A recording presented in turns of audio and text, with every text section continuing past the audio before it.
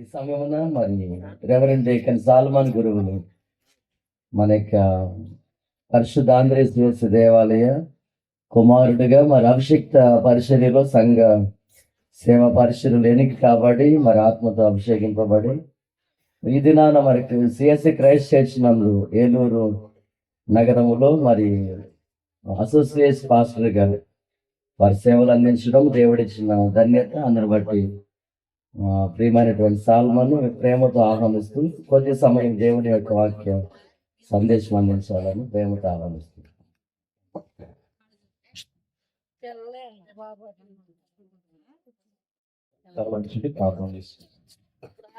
పరిశుద్ధుడా, ప్రేమ కలిగిన మా తండ్రి, దయగలిగిన మా దేవ, నీ పరిశుద్ధ నామమునకు వందనాలు తెలియజేస్తూ ఈ యొక్క రాత్రికాల సమయంలో ఈ యొక్క ఎస్సీ కాలనీ నందున ప్రభువా ఈ యొక్క కృతజ్ఞత కూడికను మరి ఏర్పరచుకోవడానికి ఈ సెమీ క్రిస్మస్ యొక్క ఆరాధన తండ్రి మరి గత కొన్ని సంవత్సరాలుగా జరిపించుకోవడానికి మీరు మాకు అనుగ్రహించినటువంటి యొక్క గొప్ప కృపను బట్టి నీకు వందనాలు తెలియజేస్తున్నాను.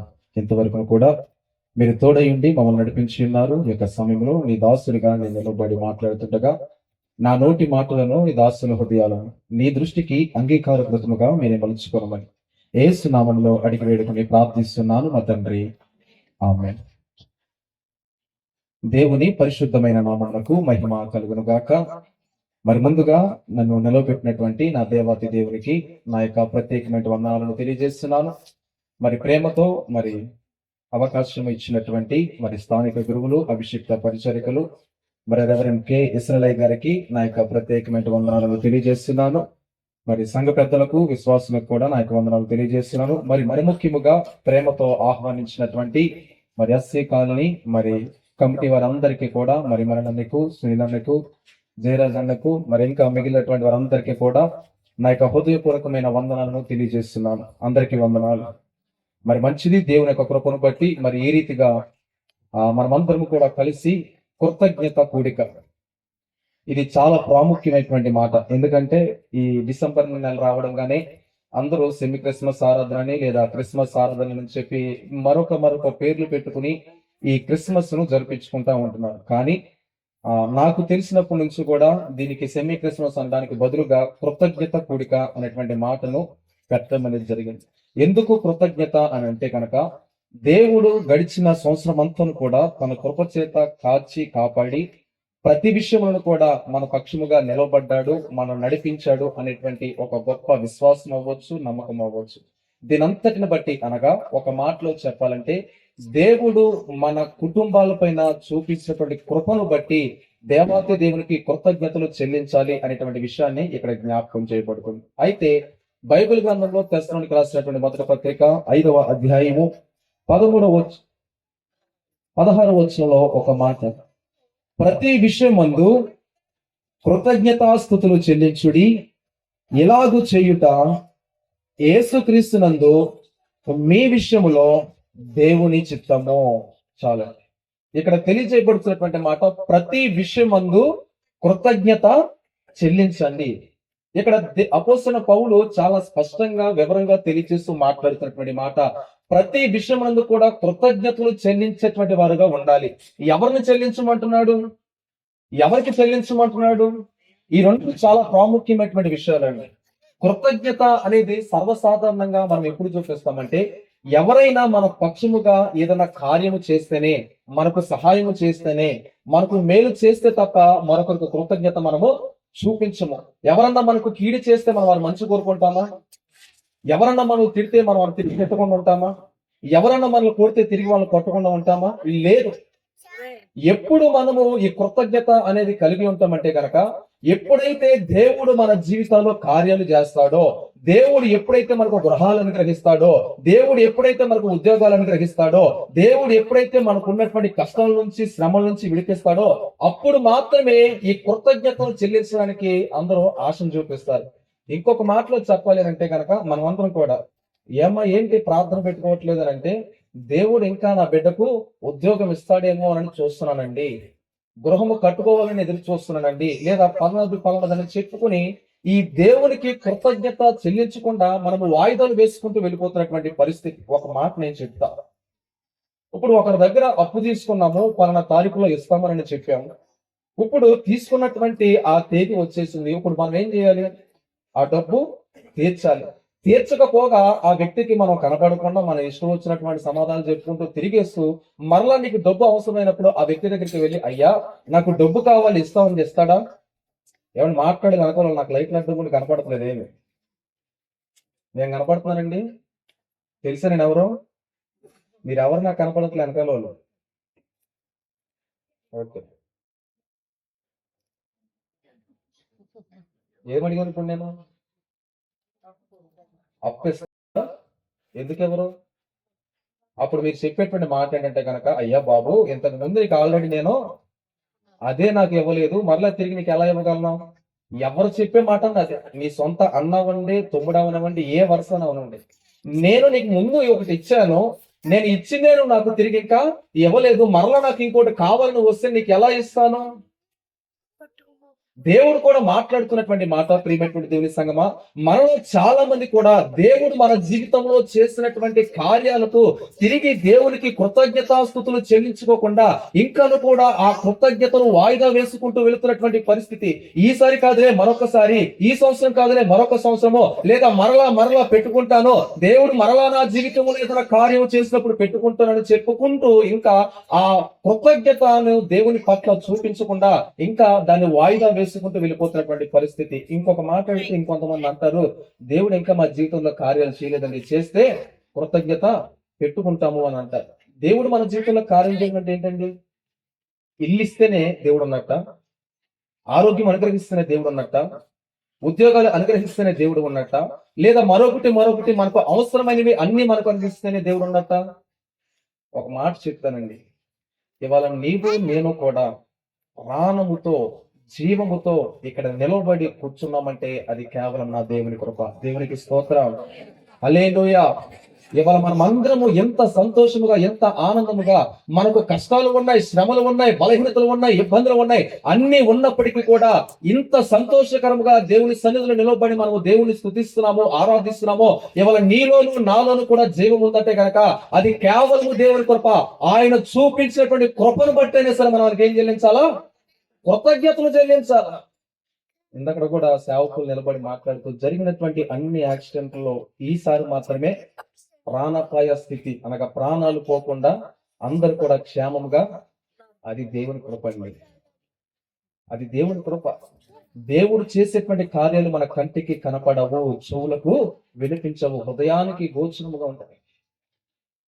ఇవాళ కాపాడడం అంటే బహిరంగంగా మనకు అన్ని మన కళ్ళు ఎదుటి పెట్టి మనకు అడిగిందలా మనకు ఇస్తే దేవుడు కాదు. నువ్వు అడగనివి కూడా దేవుడు చాలా నీకు అనుగ్రహిస్తున్నాడు, జాగ్రత్త. ఇవాళ 10,000 అప్పున్నా కూడా ఊరేసి చచ్చిపోతున్నాడు, కానీ 10 లక్షల అప్పుండి కూడా ఇవాళ ధైర్యంగా మనం నిలబడుతున్నామంటే దేవుడు నీ పట్ల ఒక ఆలోచన, ఒక ఉద్దేశము, ఒక ప్రణాళిక దేవుడు కలిగి ఉన్నాడు. ఇవాళ ఆ ప్రణాళిక, ఆ ఉద్దేశం నీ జీవితంలో నెరవేర్చబడాలి అంటే గనక ఇవాళ దేవునికి కృతజ్ఞతాస్తుతులు చెల్లించేవారుగా ఉండాలా. అట్టి కృతజ్ఞతాస్తుతులు చెల్లిస్తున్నటువంటి ఈ పేదకు, ఈ ఎస్సీ కాలనీకి, ఈ సిఎస్ఏ సంఘానికి, ఆర్సిఎం సంఘానికి, యేసుక్రీస్తు ప్రార్థన మందిరంకు దేవుడు ఖచ్చితంగా రానున్నటువంటి నూతన సంవత్సరంలో దేవుడు తన ఘనమైన కృపను వీరి అందరి మీద అనుగ్రహించును గాక. ఆమేన్. కృతజ్ఞత అయిపోయింది. ఇంకా క్రిస్మస్ గురించి కూడా ఒక 5 నిమిషాలు చెప్పి నేను ముగిస్తాను. ఒక 5 నిమిషాలు కృతజ్ఞత గురించి చెప్పేసాను, అయిపోయింది. ఇంకొక మాట చెప్పి కూడా నేను ముగిచ్చేస్తాను. దేవుడు జన్మదినము ద్వారా ఈ లోకానికి కలిగింది ఏంటయ్యా అని అంటే గనక అందరూ చెప్పేటువంటి మాట రక్షణ. ఇవాళ సంతోషము, ఆనందము ఇవన్నీ కూడా పక్కన పెడితే దేవుని యొక్క జన్మదినము ద్వారా మనకు కలిగింది, నీకు నాకు కలిగింది ఏంటంటే గనక రక్షణ. అయితే ఒక మాట నేను చెప్తాను, ఈ భూమి మీద దేనికి లేనటువంటి ఒక గొప్ప విలువ, ఒక గొప్ప ఆ స్థితిని దేవుడు ఎవరికి అనుగ్రహించాడంటే కనుక కేవలం ఇట్స్ ఏ గ్రేట్ ప్రివిలేజ్. దేవుడు కేవలం ఒక మనిషికి మాత్రమే అంత ప్రాధాన్యత ఇచ్చాడు. ఎంత ఆ ప్రాధాన్యత అని అంటే గనక ఆదికాండములోనే మనకు తెలియజేయబడుతున్నటువంటి మాట, దేవుడు తన స్వరూపమందు దేవుడు తన స్వరూపమందు మన అందరినీ కూడా నిర్మించుకున్నాడు. దేవుడు ఎవరికి ఇవ్వలేనటువంటి గొప్ప ప్రాముఖ్యత, ఒక ధన్యత కేవలం ఒక మనిషికి మాత్రమే ఇచ్చాడు. అయితే ఇవాళ దేవుడు తన స్వరూపమందు మన అందరినీ కూడా నిర్మించుకున్నప్పటికీ కూడా ఇవాళ మనము దేవుని యొక్క ఉనికి కాదని చెప్పి, దేవుని యొక్క పేరు మనకు కాదని చెప్పి, ఈ లోకానుసారమైనటువంటి వాటి వెంట మనం ప్రయాణించేటువంటి వారుగా ఉన్నాము అనేటువంటి విషయాన్ని మనం జ్ఞాపకం చేసుకోవాలి. దేవుడు కూడా ఒక ఆలోచన వచ్చింది, అయ్యా వీరు నా ప్రజలు, ఇశ్రాయేలే దే ఆర్ మై పీపుల్ అన్నాడు. వారు నా ప్రజలు, నేను ఏర్పాటు చేసుకున్నటువంటి నా జనాంగము, వారు నా బిడ్డలు అని దేవుడు ఇశ్రాయేలు ప్రజల్ని అంతగా ప్రేమించి వారు నా బిడ్డలు అని దేవుడు వారిని పిలిచినప్పటికీ కూడా ఇశ్రాయేలు ప్రజలు చేసినటువంటి పరిస్థితి ఏంటో తెలుసా, పనింటో తెలుసా? దేవుడు ఆ ఐగుప్తు బానిసతత్వం నుంచి విడిపించినప్పటికీ కూడా దేవుడు వారి పట్ల చూపించేటువంటి కృపను, దేవుడు వారి పట్ల చూపించినటువంటి ప్రేమను విడిచిపెట్టేసి మరలా లోకం వైపు మళ్ళినటువంటి పరిస్థితి ఇశ్రాయేలు ప్రజలకు. ఇక్కడ దేవుడికి చాలా కోపం వచ్చింది, అయ్యా నేను నా పేరుని వాళ్ళకి ఇచ్చాను, నా బిరుదుని వాళ్ళకి ఇచ్చాను, నా స్వరూపమందు నా రూపములో ఈ బిడ్డలందరినీ కూడా నేను నిర్మించుకుంటే ఇవాళ నేను కలుగు చేసినటువంటి ఈ రక్షణను ఎవరిని కూడా పొందుకోలేకపోతున్నారు, రక్షణ పొందుకున్న ప్రతి ఒక్కరు కూడా ఎవరిని కూడా అందులో నిలబడలేకపోతున్నారు అనేటువంటి ఒక ఆలోచన దేవుని హృదయంలో కలిగింది. ప్రియమైనటువంటి దేవుని సంగమా, ఆ తర్వాత చూస్తే కనుక సంఖ్యాకాండము, నిర్గమకాండము 32వ అధ్యాయము 1 నుంచి 4 వచనాలు కనుక మనం చూసినట్లయితే కనుక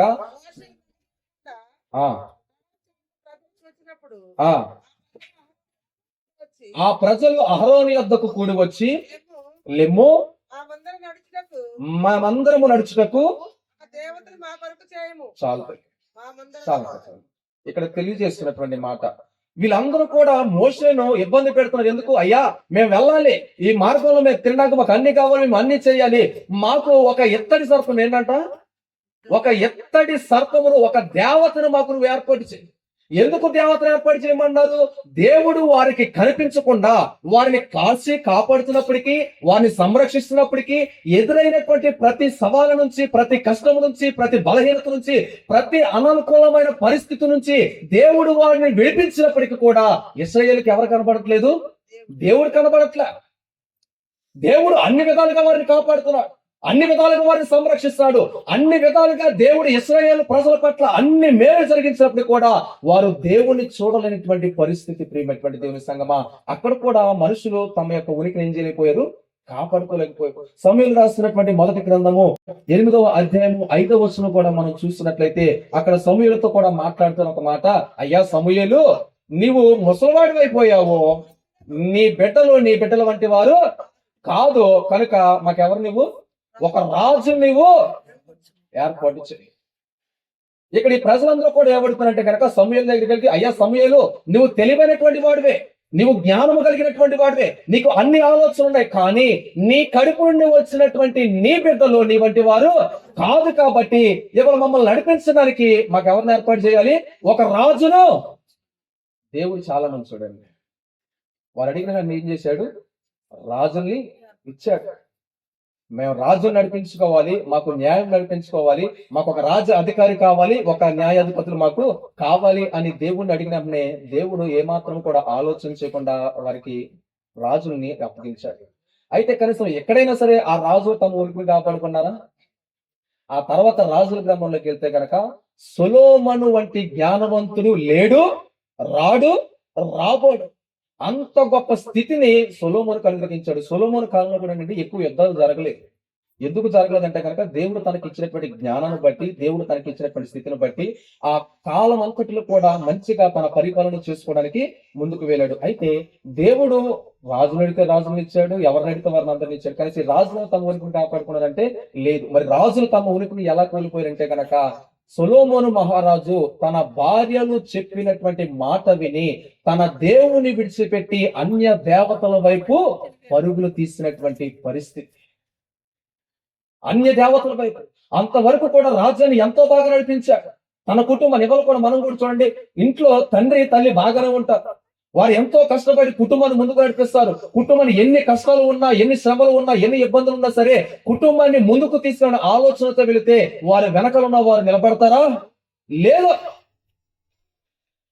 ఇక్కడ సమయాలు ఎదుర్కొచ్చాను, అయ్యా సమయాలు నీవు మంచివాడివే, జ్ఞానవంతుడే, కానీ నీ కడుపు నుండి వచ్చినటువంటి నీ బిడ్డలు నీ వంటి వారు కాదు, కనుక మాకు రాజుని ఏర్పరిచి అంటే రాజు కూడా ఏమైపోయాడు, తన భార్యలు చెప్పినటువంటి మాట విని అన్య దేవతల వైపు మళ్ళీపోయినటువంటి పరిస్థితి. ప్రియమైనటువంటి దేవుని సంగమా, ఇప్పుడు దేవుడికి చాలా కోపం వచ్చింది. దేవుడికి చాలా కోపం వచ్చింది. ఎంత కోపం వచ్చింది అంటే గనక అదే రెండో రాజుల మేకా గ్రంథము, రెండో రాజుల గ్రంథము 17వ అధ్యాయము 18వ వచనం. రెండవ రాజుల గ్రంథం 17వ అధ్యాయము 18వ వచనం.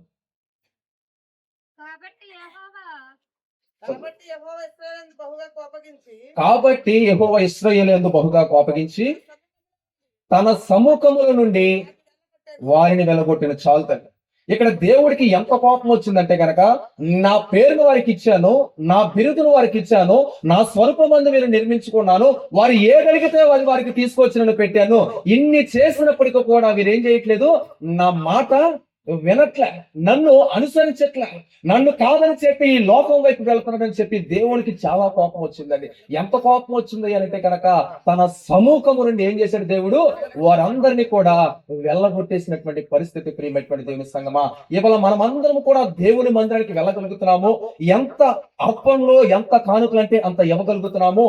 మనకు కష్టం వచ్చినప్పుడు, బాధలు వచ్చినప్పుడు, శ్రమలు వచ్చినప్పుడు ప్రార్థన చేయగలుగుతున్నాము. కానీ ఇవాళ మనలో ఎంతమంది కుటుంబాలు దేవుని సముఖంలో నిలిచి ఉంటున్నాయి, ఎంతమంది దేవుళ్ళలో నిలబడగలుగుతున్నాం. అది ఎంత కష్టమైన, ఎంత భారమైన, ఎంత శ్రమైనప్పుడు కూడా దేవునిలో మనం బలంగా ఉండగలుగుతున్నాము. ఎదురైనటువంటి పరిస్థితులను బట్టి పడిపోతున్నాం, ఎదురైనటువంటి కష్టాలను బట్టి పడిపోతున్నాం, ఎదురవుతున్నటువంటి మనుషులు బట్టి మనం పడిపోతున్నటువంటి పరిస్థితి. ప్రియమైనటువంటి దేవుని సంగమా, ఇప్పుడు ఇన్ని పరిస్థితులు దేవుని ఎదుట ఉన్నప్పుడు దేవునికి ఒక ఆలోచన వచ్చింది. అయ్యా, నేను నా బిడ్డల కొరకు ఇన్ని చేశా, నా బిడ్డల కొరకు వారు ఏదడిగితే అది ఇచ్చా, వారు అన్ని కొన్ని సమకూర్చా, అయితే వీరు ఎందుకు నా మాట వినట్లేదంటే గనక అప్పుడు దేవుని దృష్టిలో వచ్చినటువంటి ఒక ఆలోచన. ఇవాళ మనం అందరం ఒక పేరు పెట్టి జరుపుకుంటాం కదా, క్రిస్మస్, క్రీస్తు యొక్క జన్మదినం అని. ఇవాళ దేవుడు ఈ లోకానికి రావడం గల కారణం ఏంటో తెలుసా? ఇవాళ నేను నా బిడ్డలకు ఇన్ని కార్యాలు చేస్తున్నప్పటికీ, ఇన్ని మేలు చేస్తున్నప్పటికీ వారు ఇంకా కూడా నన్ను అనుసరించకుండా లోకం వైపు వెళుతున్నారు. So I should send my son, నేను నా కుమారుడిని ఈ లోకములో ఒక మనిషి రూపంలో పంపించవలసినటువంటి అవసరత వచ్చింది. ఎందుకు మనిషి రూపంలో పంపించాడంటే గనక, ఇవాళ దేవుడినై ఉండి, తండ్రినై ఉండి నేను ఇన్ని చేస్తున్నప్పటికీ కూడా మనుషులకు ఏం కావాలంట? సాక్ష్యాలు కావాలి, రుజువులు కావాలి, అన్ని కావాలి. నేను ఇన్ని చేసినప్పుడు కూడా వీరు నన్ను అనుసరించలేకపోతున్నారు. కాబట్టి ఇప్పుడు నా కుమారుడిని పంపించాలని చెప్పి దేవుడు తన సొంత కుమారుడిని ఈ లోకానికి ఒక గొప్ప రక్షకుగా దేవుడు పంపించాడు. దేవునికి స్తోత్రం. హల్లెలూయా, హల్లెలూయా. అప్పటి వరకు ఎవరు కూడా దేవుని మాట వినలేదు. దేవుడు ఎన్ని చేసినా, ఎన్ని అనుగ్రహించినా, దేవుడు ప్రతి కష్టం నుంచి, ప్రతి పరిస్థితి నుంచి దేవుడు మనం విడిపించినప్పుడు కూడా ఇవాళకి నీవు నేను ఏం చేయట్లేదు, ఆ దేవుని పైన పూర్తి భారము కలిగి లేనటువంటి జీవితం మనం కలిగి జీవిస్తున్నాం. ప్రియమైనటువంటి దేవుని సంగమా, ఇక్కడ దేవుడు తన సొంత కుమారుడిని నీ కొరకు, నా కొరకు పంపించాడు. ఇవాళ ఆయన బిడ్డలుగా పిలువబడుతుంటే మనం ఎవరు కూడా ఏమవకూడదు, నశించిపోకూడదు, పాపాన్ని బట్టి చచ్చిపోకూడదు, అంధకార స్థితిలోకి నెట్టివేయబడకూడదు అని చెప్పి తన సొంత కుమారుని ఈ లోకములోకి పంపించినటువంటి గొప్ప దేవుడు అమ్మ ఆయన, గొప్ప దేవుడు. ఇవాళ నీ పరిస్థితి ఇంతే ఉండొచ్చు, నీ స్థితి ఇంతే ఉండొచ్చు, ఇవాళ నీ గతి అణిచివేయబడినటువంటి స్థితి అవ్వచ్చు. కానీ ఒక దినమున నీ తండ్రినే నీకు ఎదురైనటువంటి ఏ పరిస్థితులు అయినప్పటికీ కూడా ఆయనను స్తుతించగలిగేటువంటి స్థితులను ఉన్నట్లయితే, ఆయనను ఆరాధించగలిగేటువంటి స్థితులను ఉన్నట్లయితే కనుక నీ ప్రతి కష్టాన్ని, ప్రతి భారాన్ని ఆయన మీదే ఉంచగలిగేటువంటి స్థితులను ఉన్నట్లయితే కనుక యేసుక్రీస్తు ప్రభు యొక్క జన్మదినము ద్వారా కలిగినటువంటి ఈ గొప్ప రక్షణను ఖచ్చితంగా మనమందరం కూడా అనుభవిస్తాము అనేటువంటి విషయాన్ని నేను జ్ఞాపకం చేస్తున్నాను. ఇవాళ ప్రభు ఈ లోకానికి రావడం వల్ల కలిగింది రక్షణ. ఇవాళ ఆ రక్షణను మనం అందరం కూడా చేత పట్టుకుని ఇవాళ మన కుటుంబంలో ఇబ్బందులు ఉండొచ్చు, కష్టం ఉండొచ్చు, కానీ ఏమున్నప్పటికీ కూడా దేవునికి హృదయపూర్వకంగా, అందుకే అక్కడ ప్రతి విషయం మంది ఏం చేయాలంట, గాయము చేయవాడు ఆయనే. ఇవాళ మన ఇంట్లో ఒకరు ఇదైపోయారని, లేదా మన ఇంట్లో ఈ పరిస్థితి ఎదురైందని చెప్పి దేవుని మీద కోపగించొద్దు, జాగ్రత్త. గాయము చేయవాడు ఆయనే, గాయము కట్టువాడు